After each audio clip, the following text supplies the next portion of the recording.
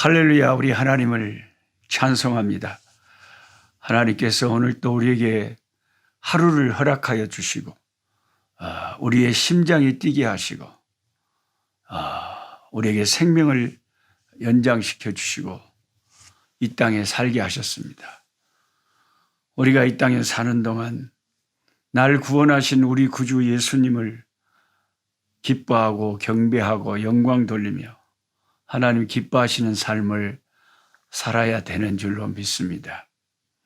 오늘 2022년 3월 19일 토요일입니다. 사무엘상 14장에서 16장의 말씀을 본문으로 삼겠습니다. 오늘 함께 나누고 싶은 말씀은 사울과 다윗에게 오늘 본문에 다 등장을 하는데, 우선은 사울이 어떤 것을 잘못해서 하나님 앞에 쓰임받지 못했는가, 사울이 왜 하나님에게 버림을 받았는가 하는 그런 면하고, 하나님이 다윗을 세우실 때 나를 위하여 다윗에게 기름을 부으라고 사무엘 선지자에게 하시는 성경의 말씀이 너무 제 마음에 다가와서 하나님이 자신을 위하여 다윗을 세우셨구나, 이런 측면을 한번 생각해 보고 싶습니다. 우선 사무엘상 9장에서 15장까지 최초의 왕, 이스라엘의 처음 왕, 초대 왕 사울이 성경의 무대에 등장합니다. 그는 처음에는 반짝 겸손했어요. 또 아량도 보여줬습니다. 너그러운 모습도 보여줬어요. 산뜻한 출발을 한 거죠. 저도 이런 말씀을 보면, 사울에 관한 말씀을 읽을 때 뜨끔하는 것이, 저도 그런 말을 많이 듣거든요. 시작은 잘한다. 근데 끝이 시원치 않다. 이런 말을 제가 많이 듣습니다. 그래서 누가 노록수라는 제 이름을 갖고 삼행시를 지었는데, 그랬더니 노록수입니다. 록수라고도 하지요. 수습이 안 돼요. 그래서 마지막에 수습이 안 된다고 끝을 맺어가지고 막 사람들이 그걸 자기들이 해놓고는 막 깔깔깔 거리고 웃고 막 놀리고 그랬었습니다. 딱 맞다 그거죠. 옛날 내가 전두환에 대해서 삼행시가 있었잖아요.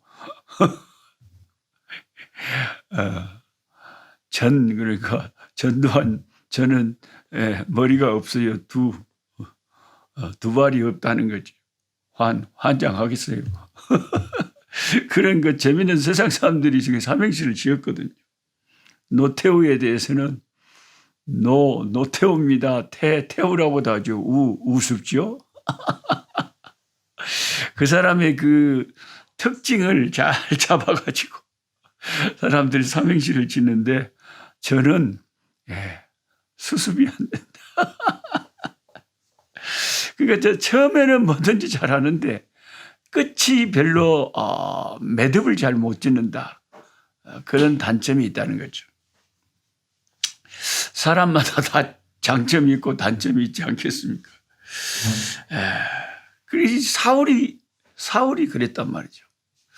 사울이 시작은 영 겸손한 것 같고 아량을 보이는 것 같고 막 그냥 어째 잘 나가더니 그 실력이 얼마 안 가서 그냥 미천이 드러나갖고 어느 순간에 아주 이상한 사람이 되어버렸어요. 아주 이상한 사람이 되어버렸어요. 어째 근다요. 그리고 우리가 되게 그러잖아요. 다른 사람이 돼서 나는 그 사람이 그럴 줄 몰랐네. 어째 그럴까. 처음에는 잘하는 것 같더니 세월이 조금만 지나 보니까 오마? 영 아니요. 이게 뭔 일이에요? 그러니까 10길 물속은 알아도 한 길 사람 마음은 모른다고 어머 사람은 겪어봐야 한다. 예. 그래서 성경을 보니까 사울이 그 실패하고 하나님 앞에 버림받은 결정적인 이유 3가지를 성경이 지적을 하는데, 첫째는 넘어서는 안 될 금도를 선을 넘어버려 가지고 제사장만이 제사를 드리도록 모세 율법에 돼 있어요. 제사장 외에 구약에는 다른 사람이 제사를 집도할 수가 없게 돼 있어요. 그 하나님의 법이었어요. 그래서 신약의 저와 여러분이 지금 살고 있는 이 예수님 오신 이후로, 주의 십자가의 보혈이 흘려진 이후로 그리스도 예수 안에 있는 우리들은 주님이 우리를 만인 제사장으로 삼으셨기 때문에 우리가 가정에서도 누구나 다 예배를 인도할 수 있고 하나님께 제사를 드릴 수 있고 예배를 드릴 수 있어요. 예. 그러니까 구약하고 신약하고 틀린 거예요. 근데 어떤 이단들은 그런 이단들 있잖아요. 하나님의 교회 같은 이단들, 무슨 제7일 안식일 하여튼 그 구약의 성경에 나오는 것을 딱 잡아갖고 그것을 신약으로 해석을 하지 못하고 구약에 매여 있는 그런 이단들도 한국에 조금 있죠. 그래서 우리가 말씀을 잘 알아야 되는데, 이게 구약의 말씀인지 신약의 십자가 안에서 해결된 문제인지 해결되지 않은 문제인지를 분별을 해야 되는 건데 그걸 모르고, 어쨌든 구약의 지금 사울 왕 시대에는 모세 율법이 지배하던 시대였고, 그때 하나님의 말씀은 제사장 외에는 제사를 드리면 안 됐는데 사울이 자기가 제사장도 아니면서 왕이라고 교만한 마음이 들어서 급하니까 조급해 가지고 선지자 겸 제사장인 사무엘 선지자가 빨리 안 오니까 7일을 기다렸어요. 7일 안에 온다고 약속을 했거든요. 근데 선지자는 약속을 지켰어요. 7일째 되는 마지막 끝나는 시간에 왔거든요. 참 우리가 신앙생활 하다 보면 이런 경우가 많아요. 예수님도 곧 오신다 곧 오신다 초대교회부터 그러셨지만 지금까지 2000년이 지나도록 아직도 안 오시고 언제 오실지 아직도 모르는데, 주님은 최대한 한 영혼이라도 더 구원시키려고 늦추고 계시는 거겠죠. 만약에 제가 예수님 믿기 전에 예수님이 미리 와버렸더라면 우리는 어쩔 뻔했어요. 그래서 하여튼 마지막까지 약속한 기간에 있다가 선지자가 사무엘 선지자가 약속을 안 지키겠습니까, 여러분? 그러니까 이게 신뢰가 중요해요, 사람 간에. 이것도 이 신뢰도 그 사람의 통찰력이고 인격이고 신앙이죠. 사울 왕이 그 사무엘 선지자에 대한 신뢰가 돈독했다면 끝까지 기다렸겠죠. 이 양 7일 기다렸는데 7일 끝날 때까지 왜 못 기다리고 있어요? 오늘 자정 넘을 때까지 기다려 봐야지. 그래도 7일 만에 오신다고 선지자가 말씀하셨으니까. 사무엘 선지자가 약속을 안 지킨 적이 있냐? 없지. 그러니까 7일 동안을 기다렸으니까 오늘 자정까지 기다리지 않게 하고 자기 자신을 달랬더라면, 아무리 불안하고 백성들이 자기에서 떠나가고 한 600명밖에 안 남았고 적군은 수십만 명이 다가오고 있고 그런 절체절명의 절박한 상황이라 할지라도 조금만 더 기다렸더라면 사울이 결정적으로 하나님 앞에서 마음이 멀어지는 그런 실수를 하지 않았을 건데, 그런 아쉬움이 드는 대목입니다. 함께 성경 공부하시는 저와 여러분 명심합시다. 우리가 사울처럼 안 되려면요, 끝까지 기다릴 줄 알아요.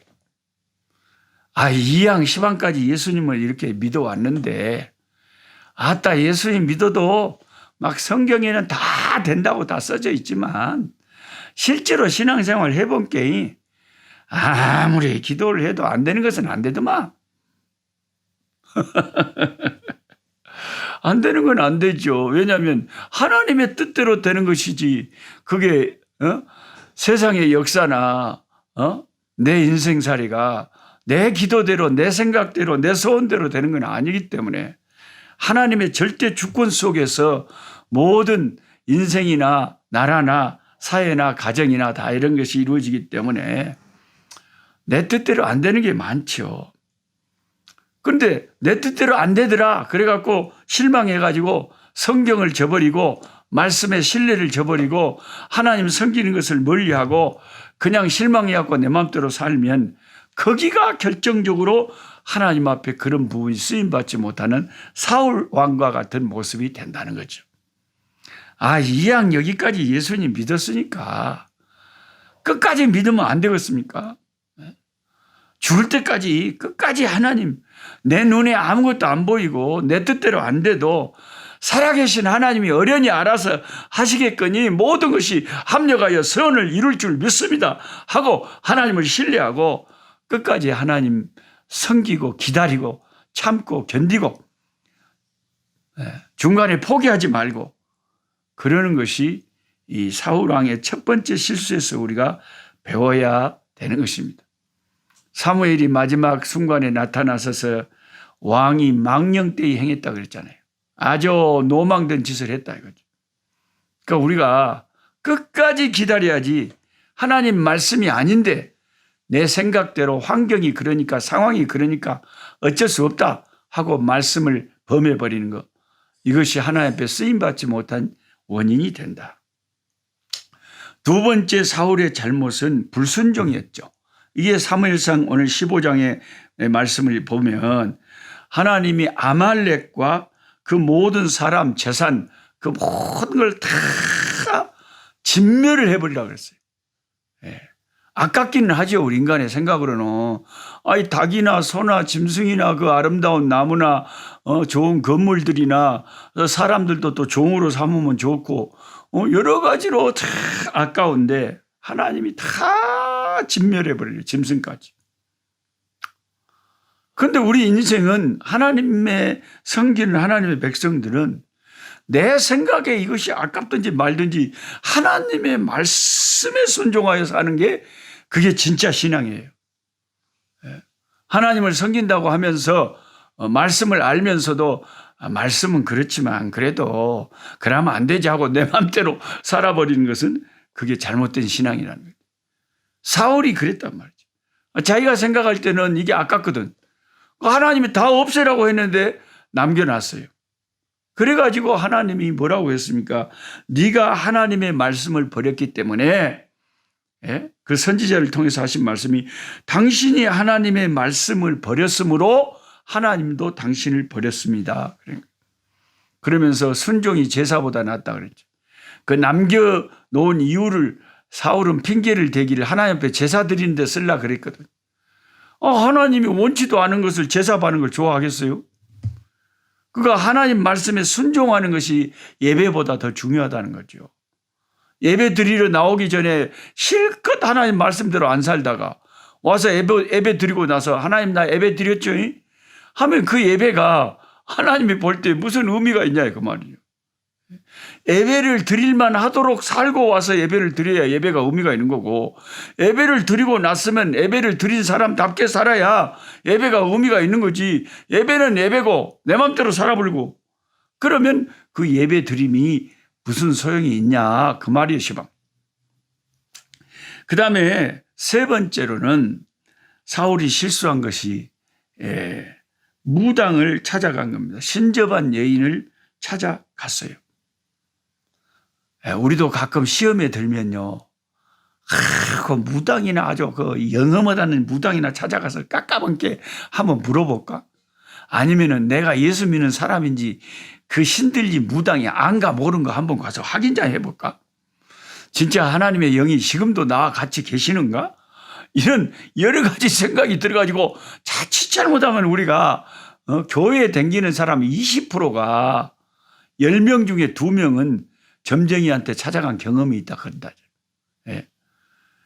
부산의 그 제2영독교회 지금 신앙생활 하시는 그 무당 생활 수십 년을 하다가 귀신에 걸려서 무당 생활을 하다가 은혜 받고 하나님의 기적적인 역사로 하나님께 돌아온 그 무당 있잖아요.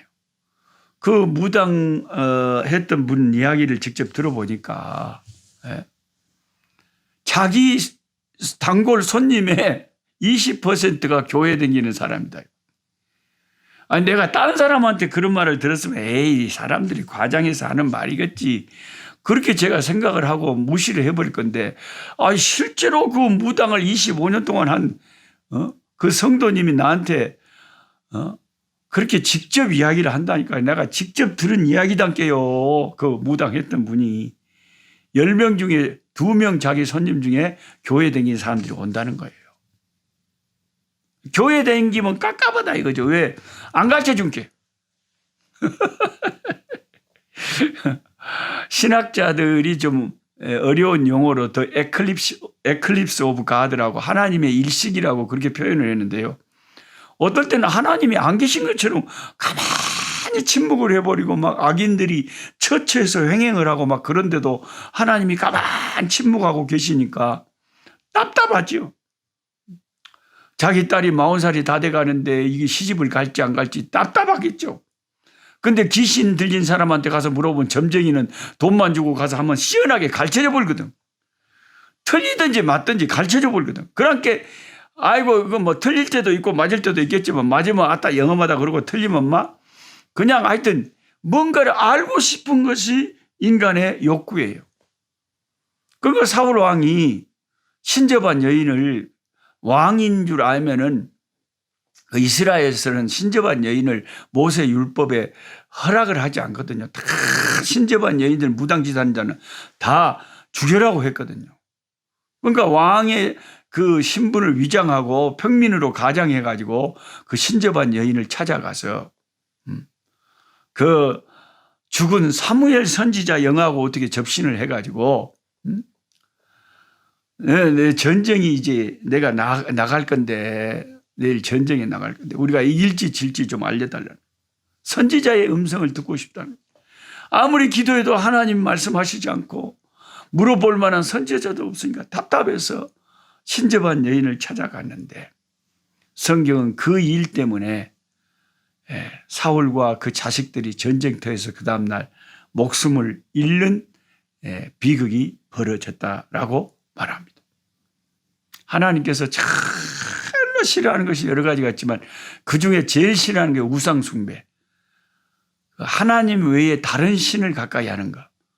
그런 것을 싫어하십니다. 그런데 한국 교회 중에 20% 교인들 중에 이 무당을 찾아가는 교인들이 있다고 하니까 심판날에 하나님이 그걸 얼마나 그 사람을 책망하겠어요. 여러분 답답한 일이 있더라도 무당 찾아가지 마세요. 저랑 같이 꿀송이 성경 공부하는 여러분들은 죽었으면 죽었지. 답답했으면 답답했지. 하나님이 침묵하실 때는 또 하나님 다 뜻이 계셔서 침묵하신가 보다 하고 견뎌야지 귀신한테 가서 물어봐서는 안 된다 하는 것입니다. 그것이 이제 사울의 그 결정적인 세 가지 문제가 하나님께서 내가 사울을 왕으로 세운 것을 후회가 된다고 하실 정도로 그렇게 하나님 싫어하셨어요. 그리고 이제 사무엘상 16장에 하나님이 드디어 선지자 사무엘에게 명령을 내리죠. 가서 베들레헴에 가서 양치는 그 소년 다윗 내가 그 지시하는 그 소년에게 왕으로 기름을 부으라고 하신 거죠. 이것은 비밀리에 하나님이 선지자에게 내린 지령이었어요.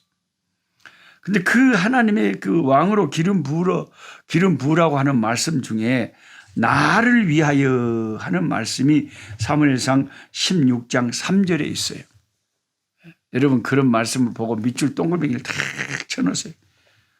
나를 위하여 그에게 왕의 기름을 부어라. 아니 생각해 보세요.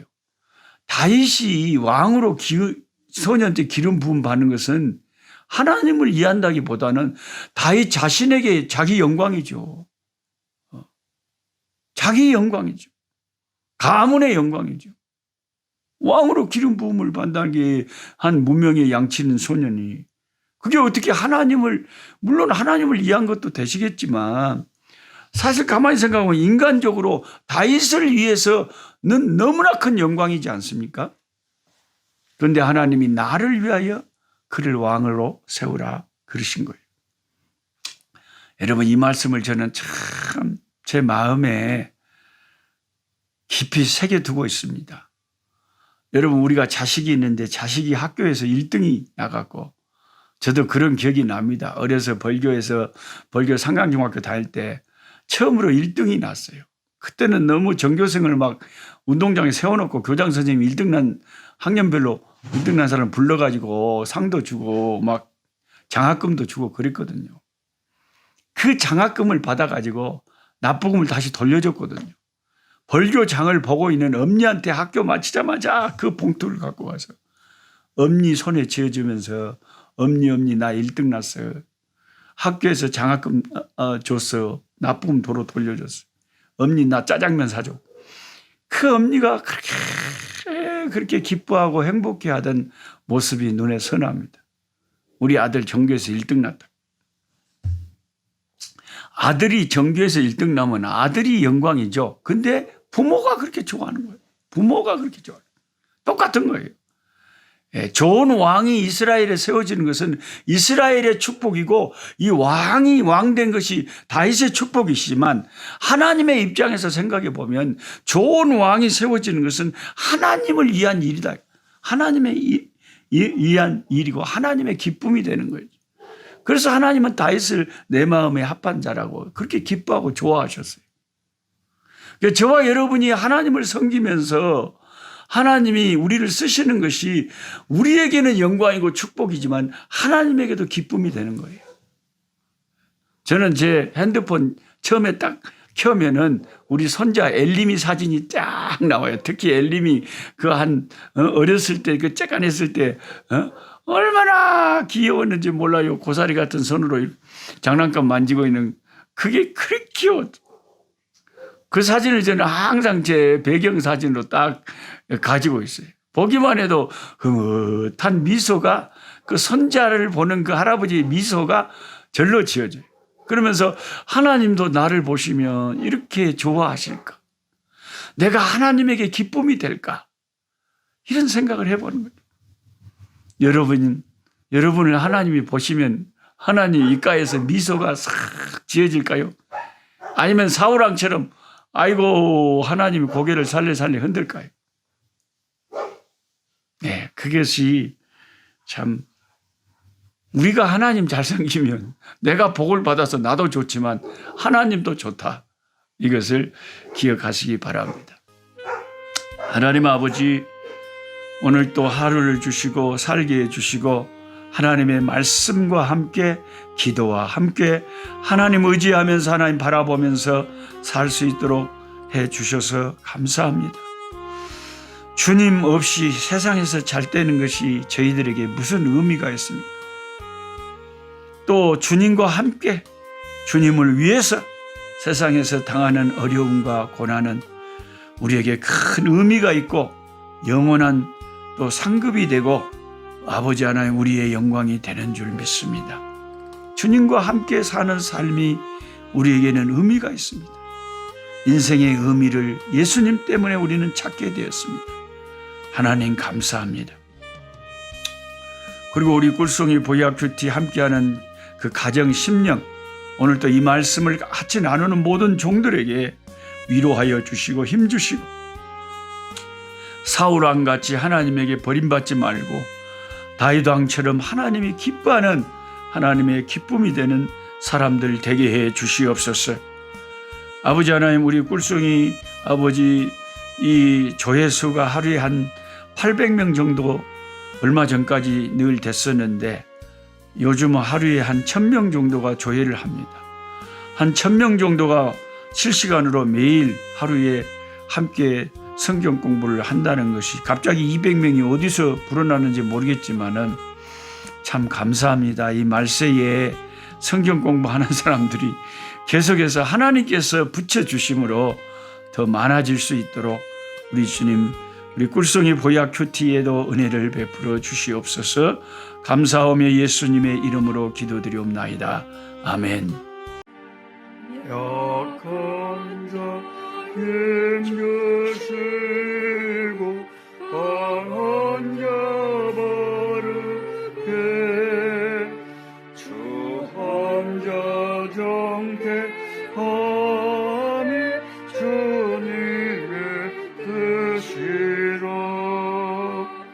해 아래 압박 있는 곳 주 거기 계셔서 그 팔로 막아 주시어 종이가 서